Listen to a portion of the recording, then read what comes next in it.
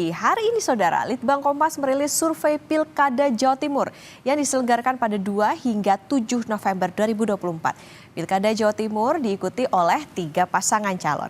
Survei dilakukan dengan wawancara tatap muka yang diselenggarakan oleh Litbang Kompas dari tanggal 2 hingga 7 November 2024 kepada 800 responden yang dipilih secara acak menggunakan metode pencuplikan sistematis bertingkat di Provinsi Jawa Timur. Tingkat kepercayaan survei mencapai 95%, di mana margin of error penelitian kurang lebih 3,46%. Survei ini, saudara, seluruhnya dibiayai sepenuhnya oleh Harian Kompas. Dari jajak pendapat yang dilakukan Litbang Kompas, 3,8% responden ini menyatakan dukungan pada paslon Lulu Nur Hamidah dan juga Lukmanul Hakim. 52,5% memilih paslon Hovifah Indar Parawansa dan Emil Elistianto Dardak. Lalu 20,9% responden memilih paslon Tri Risma Harini Zahrul Azhar Asumta. Sementara 22,8% responden masih belum menentukan pilihan atau tidak tahu. Dan saudara sudah hadir di studio peneliti Litbang Kompas Vincentius Gitiarko. Mas Vincent.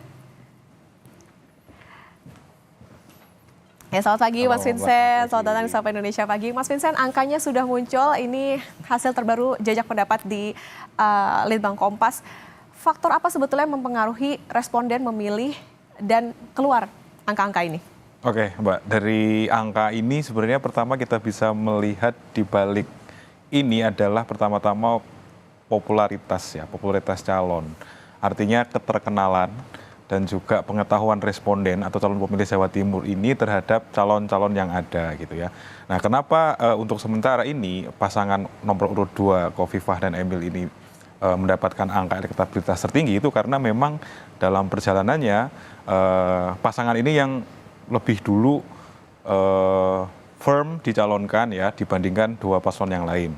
Lalu keduanya juga merupakan petahana ya. Mereka kan adalah pemenang pemilu di tahun 2018 sehingga masyarakat Jawa Timur itu lebih mengenal gitu, sudah mengenal terlebih dahulu sosok-sosok ini. Barulah disusul dalam waktu yang relatif singkat ya dalam perjalanannya 2 paslon yang lain ini begitu. Oke, Mas Vincent, ini artinya berarti top of mind-nya warga Jawa Timur itu juga dipengaruhi oleh ini ya, timingnya mereka ketika dicalonkan begitu?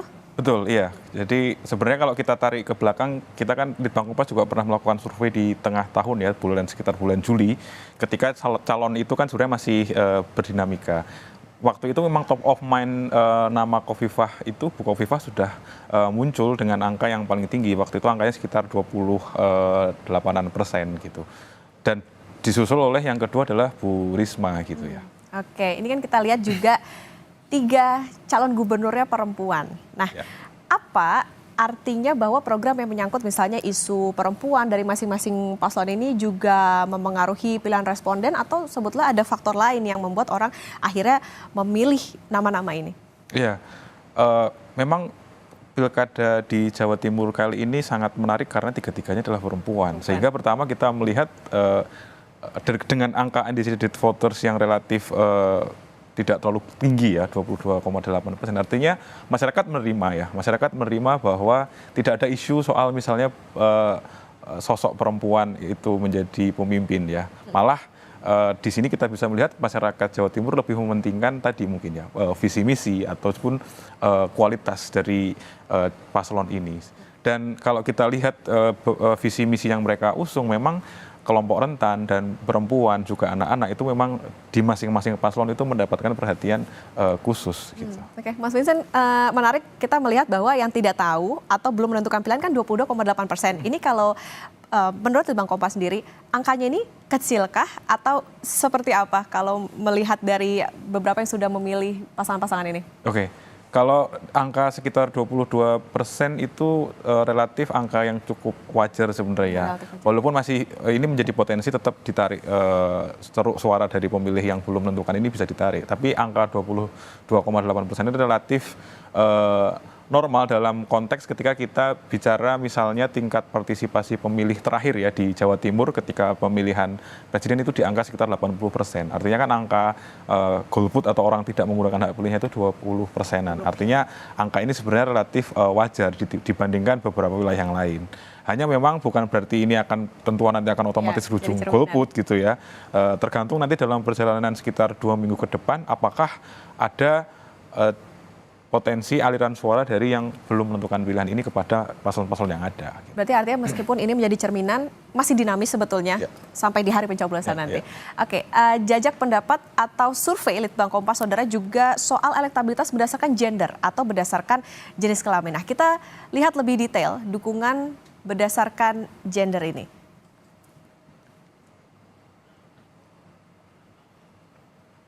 Nah, Mas Vincent, mungkin ada yang bisa dijelaskan terkait dengan ini, apa sebetulnya mungkinkah ini ada hubungannya kah antara gender dengan pilihan mereka untuk memilih cagup dan cawagup masing-masing ini? Oke.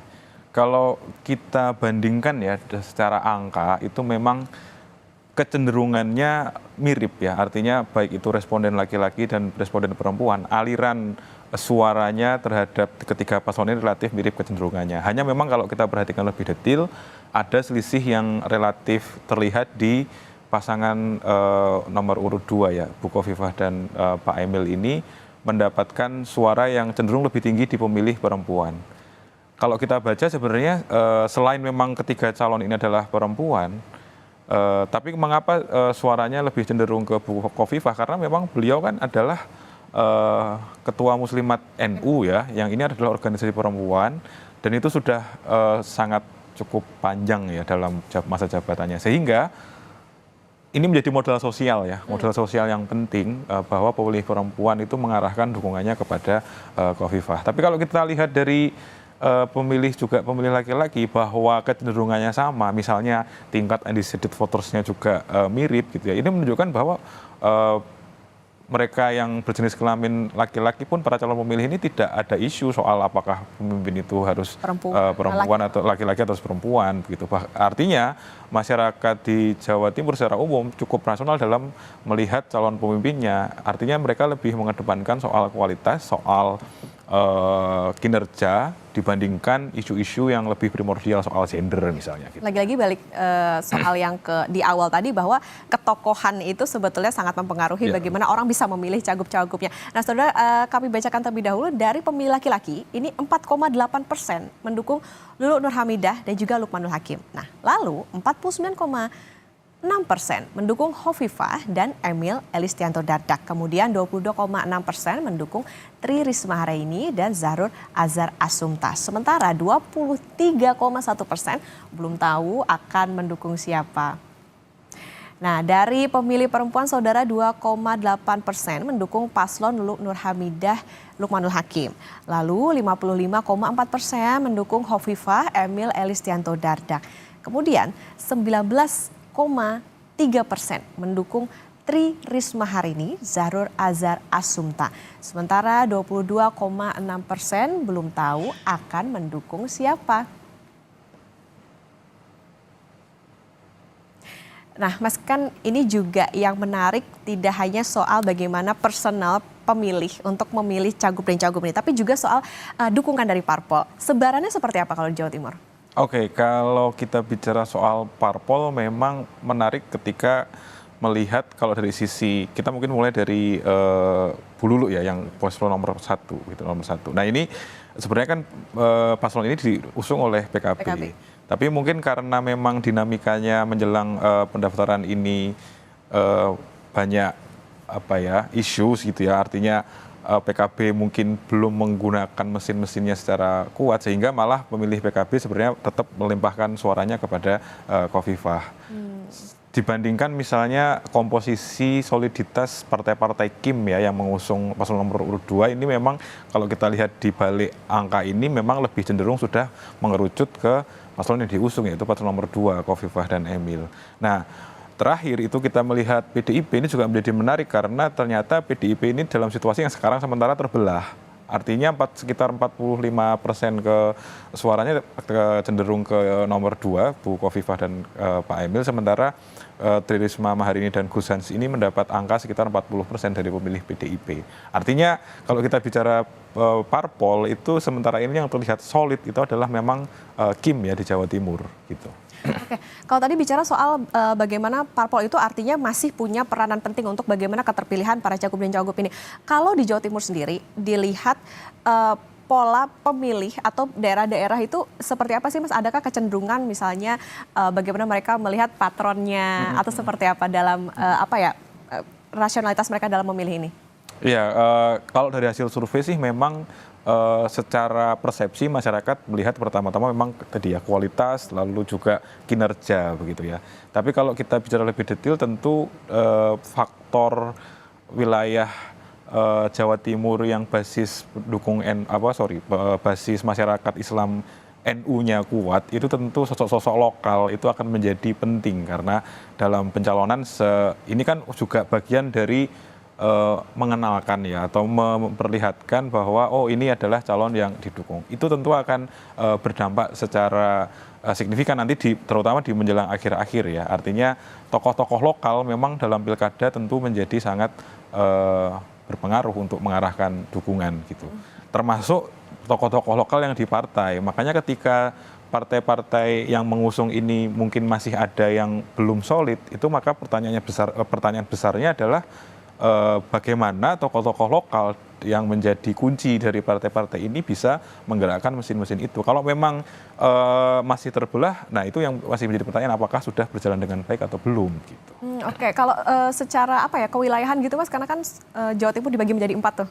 Nah itu seperti apa penjelasannya? Oke, kalau kita bicara sebenarnya ya karena angka sementara ini Bukofifa 52%, hampir di semua wilayah ya kalau kita bagi 4 misalnya di Matraman itu bagian barat, Mataram, lalu Are itu yang Surabaya Raya ke bawah, lalu Pandalungan dan Madura memang suaranya cenderung mengalir ke Bukofifa ya. Merata Kofifa. Tapi memang persaingan cukup sengit itu terjadi di wilayah Are ya, yang Surabaya Raya dan juga sedikit ke bawah Malang dan mungkin sebagian kecil di Pasuruan. Ini karena memang kan secara basis pemilih partai wilayah ini memang basis pemilihnya adalah basis suaranya adalah PDIP. Yang pertama, lalu yang kedua adalah Bu Risma sudah pernah menjabat sebagai wali kota Surabaya sehingga secara personal mereka tentu sudah pernah mengalami sosok Bu Risma ini menjabat secara langsung sehingga seperti itu. Tapi kalau kita bicara keseluruhan memang angka yang 52,5% ini ternyata memang sudah menembus berbagai wilayah tadi ya, kecuali tadi misalnya kita bicara Are itu masih menjadi wilayah yang menantang ya untuk persaingannya. Artinya perebutan suara juga masih bisa terjadi lah ya, masih dinamis ya Mas? Iya tentu. Oke, baik, ini nanti kita tunggu seperti apa, bagaimana di hari-hari dekat pencoblosan kenyataannya seperti apa, karena kalau ini hanya menjadi gambaran tentunya saja sifatnya sementara, tapi mungkin bisa dilihat bahwa memang mereka yang tidak tahu ataupun belum menentukan pilihan masih ada 22,8%, meskipun ini masih wajar, tapi yang diharapkan justru tingkat keterpilih masyarakat yang memilih justru harusnya lebih tinggi Mas Vincent. Betul. Terima kasih Mas Vincentius Gitiarko sudah bersama di Sapa Indonesia Pagi. Sehat selalu Mas Vincent. Terima kasih.